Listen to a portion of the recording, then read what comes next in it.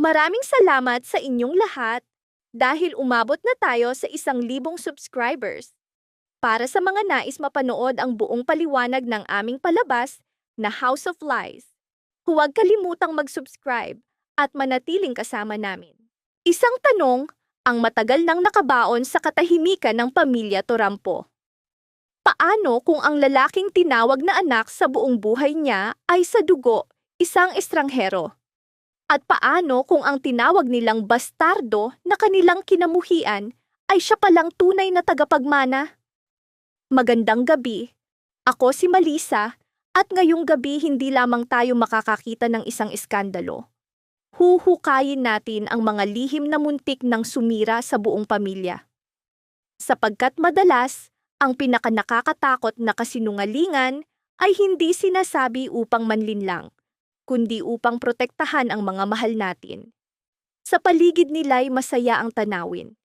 Liwanag, halakhak, mga taong nagkukunwaring maayos ang lahat. Ngunit ang katahimikan ay parang sandali bago ang pagsabog.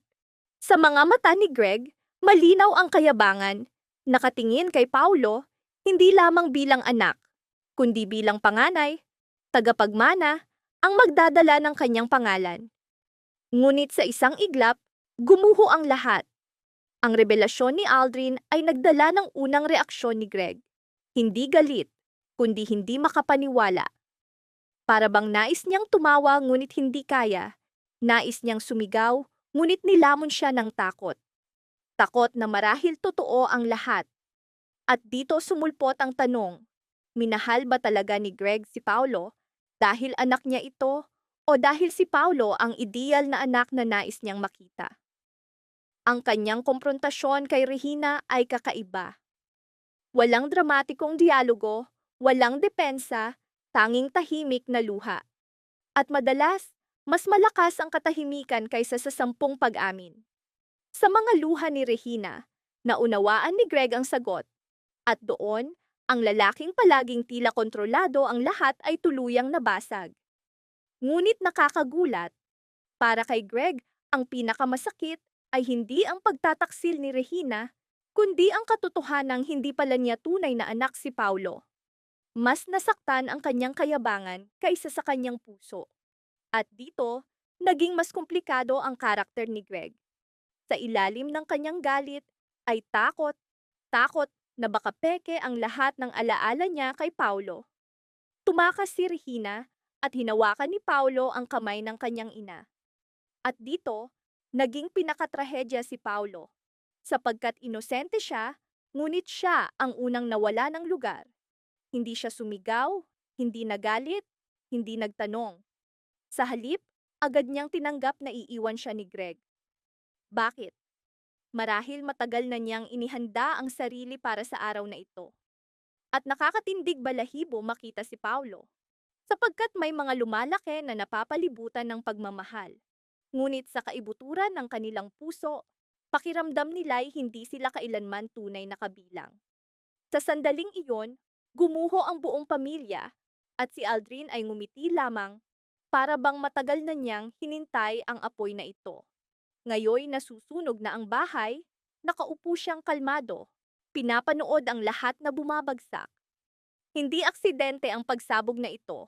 Planado ni Aldrin, hinintay ang tamang oras. At dito naging malinaw, hindi lamang paghihiganti ang kanyang layunin. Nais niya ng kahihiyan.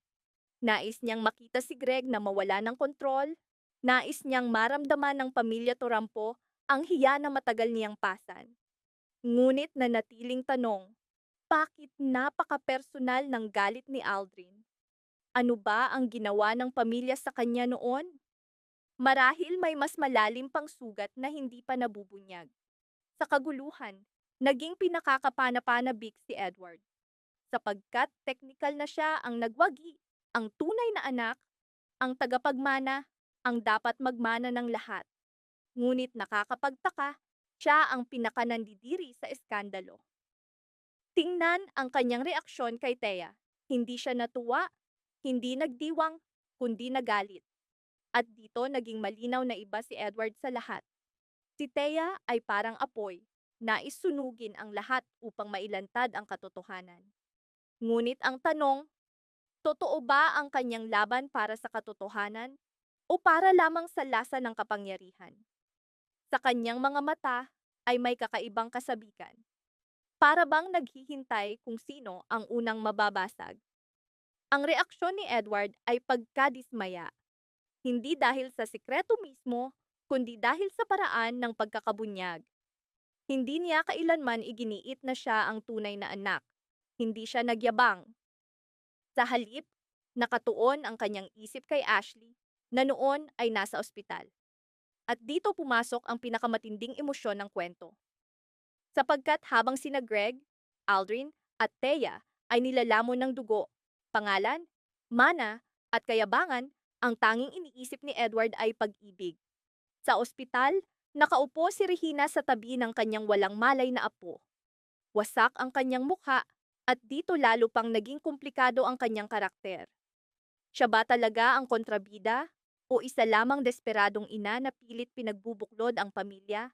Alam na kapag lumabas ang katotohanan ay sila mismo ang magwawasak sa isa't isa? Paulit-ulit siyang humihingi ng tawad kay Edward. At ang pinakamasakit, hindi siya humihingi ng tawad dahil nagsinungaling siya. Humihingi siya ng tawad dahil alam niyang ninakawan niya si Edward ng pagmamahal. Habang si Edward ay lumaking tinaguri ang bastardo, si Paulo naman ang nakatanggap ng pag-ibig na dapat ay kanya. Ngunit binago ni Edward ang lahat. Hindi siya nag-ipon ng galit, hindi sumigaw, hindi nagsabi ng sinira mo ang buhay ko. Sa halip, nanatili siyang tahimik. At ang katahimikan na iyon ang naging pinakamalakas na tugon, sapagkat minsan, ang katahimikan ng tao ay mas malalim ang sugat kaysa sa anumang sigaw ng galit. Sinabi ni Edward na nauunawaan niya ang sakripisyo ng kanyang ina. At dito, ako napahinto, sapagkat nakakagulat. Bagaman si Edward ang pinaka-nagdurusa, siya pa ang pinaka-nakakaalam kung paano magmahal. Nakakatakot kapag ang mga sugatan ay nananatiling mabuti, sapagkat sa loob nila nakatago ang pinakamalalim na sugat. Ngunit hindi pa ito ang wakas. Ang tunay na sentrong emosyon ay hindi sina Greg o Regina, kundi sina Paulo at Edward. Parehong lalaki ay may nawalang bagay. Si Paulo ay nawala ang kanyang pangalan, at si Edward ay nawala ang mga tao ng pagmamahal. Ngunit hindi sila nanakit sa isa't isa. Sa halip, sila'y nagyakap. Ang eksenang iyon ang pinakanakagulat. Umiyak si Paulo, parang batang nawawala sa bagyo. Wala na siyang lakas upang lumaban. Marahil, naramdaman niyang nagtatapos na ang lahat. Ngunit lumapit si Edward. Hindi bilang tagapagmana, hindi bilang tunay na anak, kundi bilang kapatid.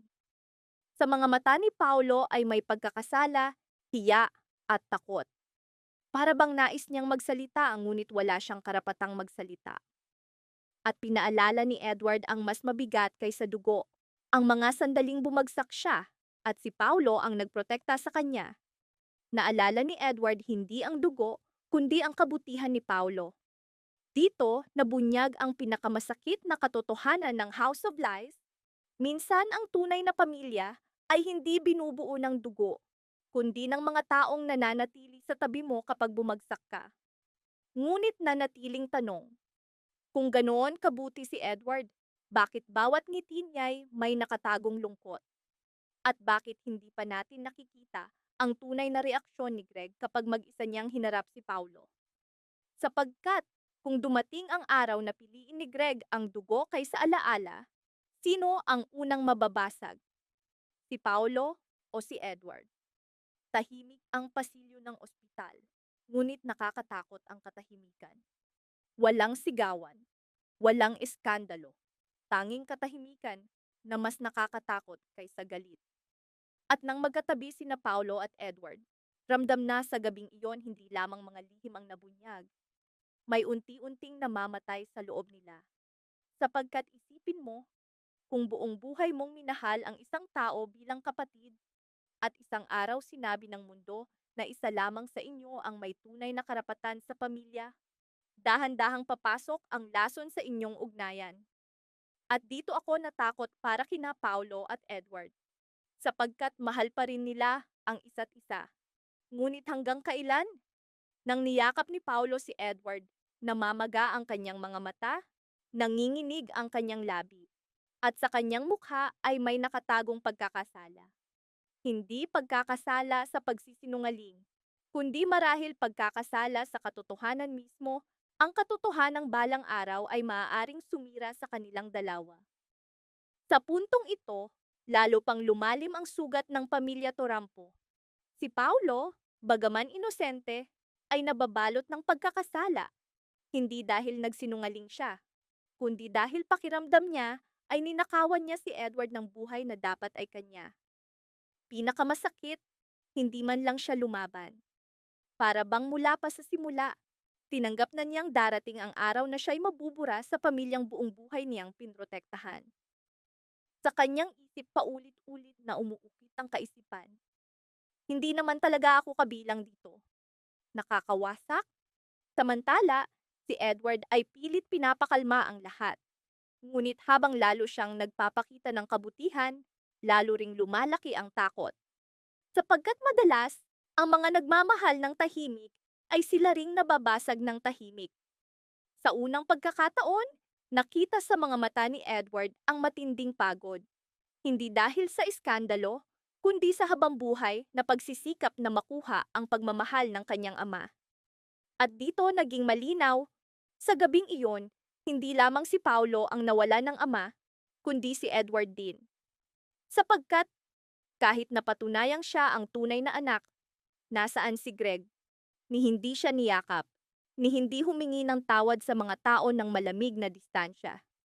Ang iniisip pa rin ni Greg ay ang kanyang sariling pagbagsak. Dito lalo pang naging komplikado ang karakter ni Greg. Minahal ba talaga niya ang kanyang mga anak o minahal lamang niya ang ideya ng perpektong pamilya? Habang sina Paulo at Edward ay nagdurusa, si Thea naman ay naglalaro ng ibang laro. Mapapansin, matapos ang iskandalo, hindi siya natakot. Sa halip, may kakaibang kasiyahan sa kanyang mukha. At dito sumulpot ang hinala sa kanyang tunay na intensyon. Kung para lamang sa katotohanan ng kanyang laban, bakit tila nais niyang tuluyang durugin si Regina? Mas nakakatakot pa ang kanyang tingin kay Paulo. Hindi ordinaryong inis o selos. Para bang nais niyang tuluyang mabura si Paulo sa pamilya. At dito lumitaw ang posibilidad. Marahil, hindi pa natin alam ang tunay na koneksyon ni Thea sa nakaraan ng pamilya. Samantala, habang lahat ay nilalamon ng emosyon, si Aldrin ay tahimik na nagmamasid. At ang pinakanakakatakot, si Aldrin ay pinakamapanganib kapag tahimik. Sapagkat ang mga marunong maghintay ang siyang may kakayahang magbigay ng pinakawasak na paghihiganti. Hindi niya winasak ang pamilya sa isang hampas. Dahan-dahan niya silang binasag hanggang sila mismo ang sumira sa sarili nila. Ngunit tila hindi pa iyon ang kanyang huling plano. Sapagkat kung paghihiganti lamang ang kanyang layunin, tumigil na sana siya. Ngunit hindi. Patuloy siyang naghihintay. Marahil sa isang lihim na mas madilim pa kaysa sa tunay na pagkakakilanlan ni Edward. Sa isang sulok ng ospital, umiiyak mag-isa si Regina. Sa unang pagkakataon nakita natin siyang mahina. Hindi matapang, hindi tuso, hindi kontrolado. Isa lamang ina, takot na mawala ng mga anak. Ngunit mapapansin, hindi niya hinahabol si Greg. Hindi niya sinusubukang ayusin ang relasyon. Ang iniisip lamang niya ay sina Paulo at Edward. Sapagkat marahil alam ni Regina, kapag nagpasya si Greg sa galit, may isang anak na tuluyang mababasag. At ang nakakatakot, hindi si Edward iyon. Sapagkat si Edward, bagaman sugatan, ay marunong magpatawad. Ngunit si Paulo, hindi sanay na mawalan. Hindi sanay na mabuhay ng walang pamilya. At ang mga taong tahimik na nagdurusa, ay sila ring biglang sumasabog balang araw. Paano kung dumating ang araw na si Paulo mismo ang lumayo? Kung sa hiya ay iwan niya ang pamilya. At kung mangyari iyon, Sino ang unang mababasag? Si Regina, si Edward, o si Greg, na marahil doon lamang mauunawaan na ang pagiging ama ay hindi nasusukat sa dugo, kundi sa pagmamahal?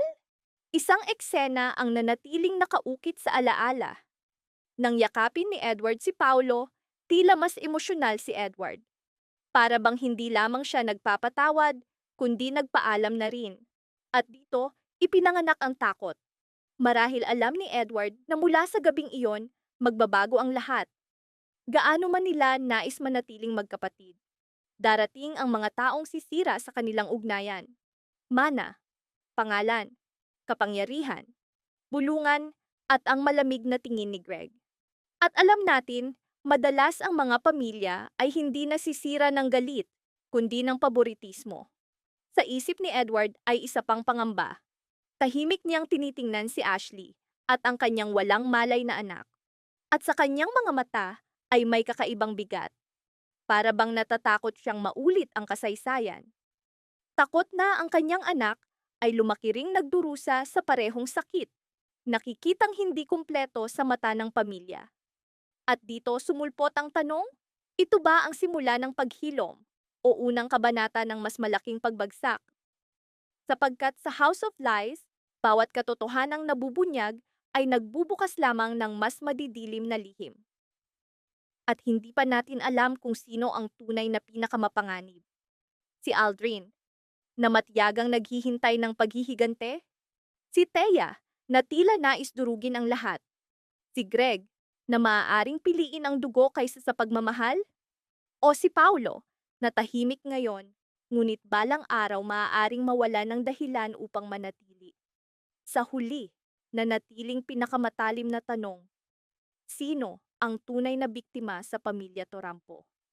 At kung ikaw si Greg, pipiliin mo ba ang dugo o ang anak na minahal mo sa buong buhay mo? Sapagkat madalas, ang pinakamasakit na kasinungalingan ay ang katotohanang huli ng dumating. Maraming salamat sa panonood ng buong video. Para mapanood ang susunod na episode explanation, huwag kalimutang mag-subscribe sa Series Explained PH channel.